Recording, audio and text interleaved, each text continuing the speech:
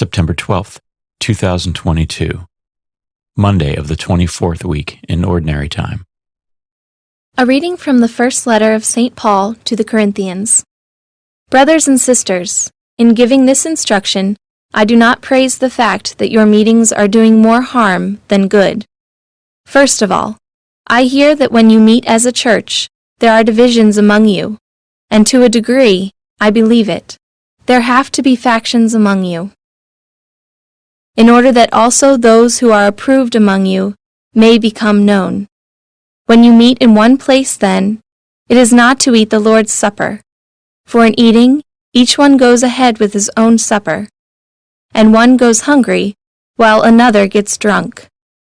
Do you not have houses in which you can eat and drink? Or do you show contempt for the church of God, and make those who have nothing feel ashamed? What can I say to you? Shall I praise you? In this matter I do not praise you.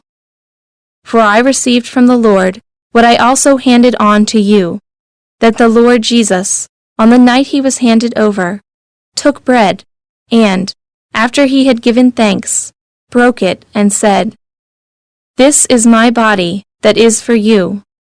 Do this in remembrance of me." In the same way also the cup, after supper, saying, "This cup is the new covenant in my blood.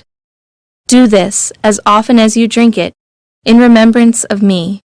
For as often as you eat this bread and drink the cup, you proclaim the death of the Lord until he comes. Therefore, my brothers and sisters, when you come together to eat, wait for one another." The word of the Lord. The responsorial psalm. The response is, "Proclaim the death of the Lord until he comes again." Sacrifice or oblation you wished not, but ears open to obedience you gave me. Burnt offerings or sin offerings you sought not. Then said I, "Behold, I come."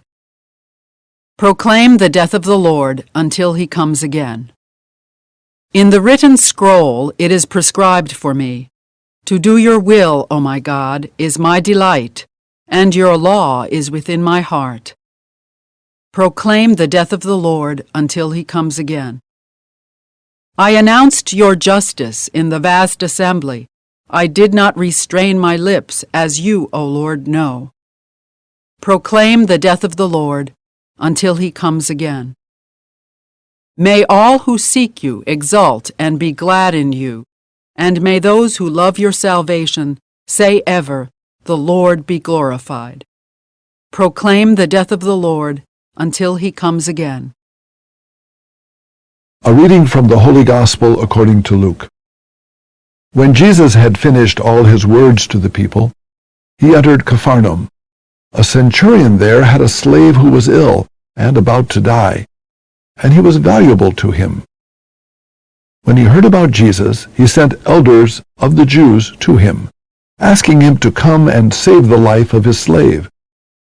They approached Jesus and strongly urged him to come, saying, "He deserves to have you come do this for him, for he loves our nation, and he built the synagogue for us." And Jesus went with them.